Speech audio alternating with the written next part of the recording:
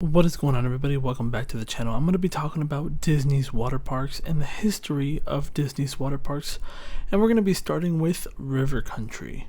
So when the Walt Disney World Resort opened in Orlando, Florida, the year was 1971, and of course it didn't take long for Disney to make their first ever water park.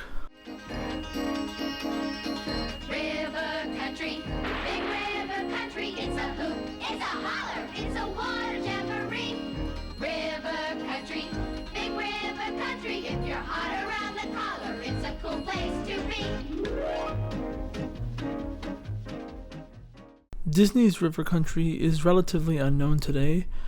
It was positioned on the shore of Bay Lake. The park featured a wilderness theming with man-made boulders and rocks and was described as an old-fashioned swimming hole. It featured attractions such as slippery slide falls that were two large water slides, and they went into an upstream plunge, and whitewater rapids, which was a 330-foot-long inner tube river.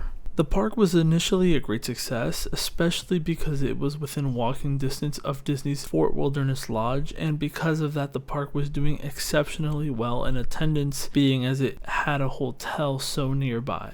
Because of the growing popularity of Disney's River Country and the crowds becoming impossible to manage, Disney announced that they would be opening Disney's Typhoon Lagoon in 1989 as the second water park in Walt Disney World.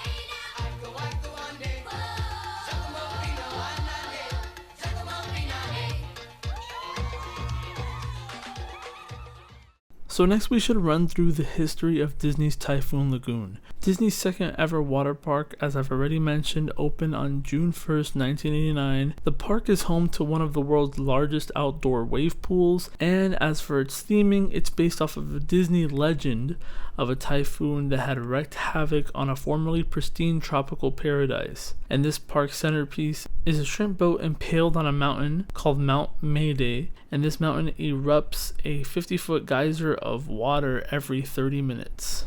It features rides such as Crush and Gusher, Water Roller Coaster, and Misadventure Falls, where a family-sized raft takes you through various huge oversized slides so you can enjoy the fun as a family and all together. Typhoon Lagoon was an instant success in the eyes of Disney, and it was really a success that the Walt Disney Company needed. They had piqued the public interest in water parks with River Country as an introduction, and then after that they had this 56-acre Typhoon Lagoon, and if you compare that to River Country that had a little more than 5 acres, Disney had hit a home run with this expansion and its new resort offerings. Disney's new water park was doing great for years, so great that in fact Disney was again having issues controlling massive crowds at their water park. So of course Disney does what Disney does and built another massive water park, this one named Disney's Blizzard Beach.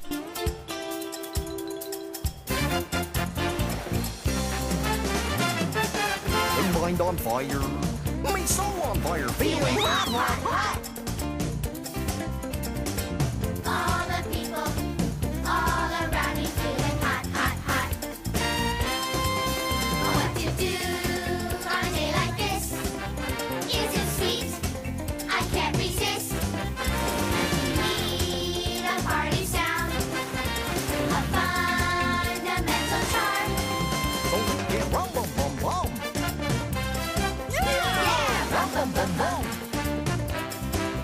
Feeling hot, hot, hot. Feeling hot.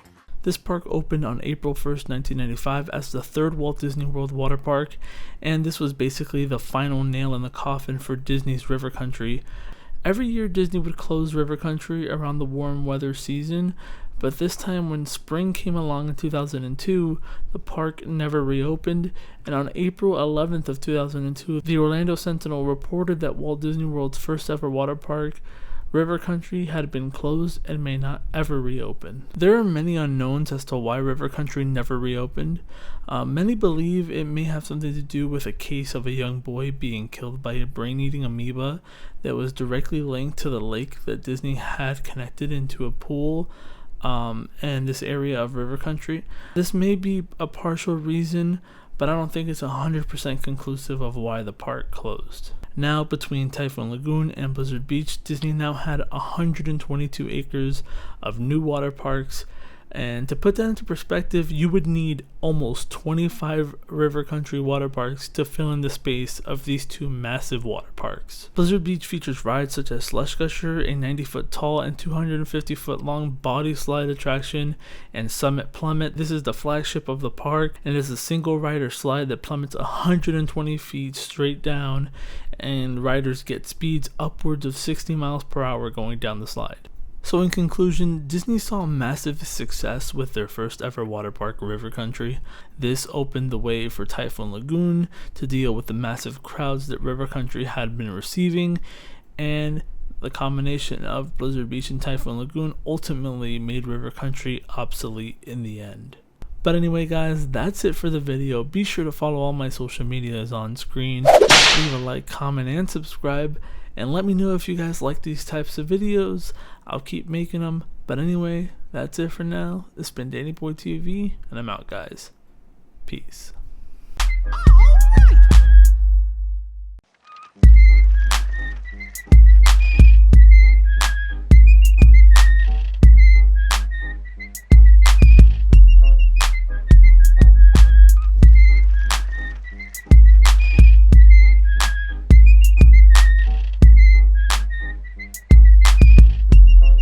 Here we go.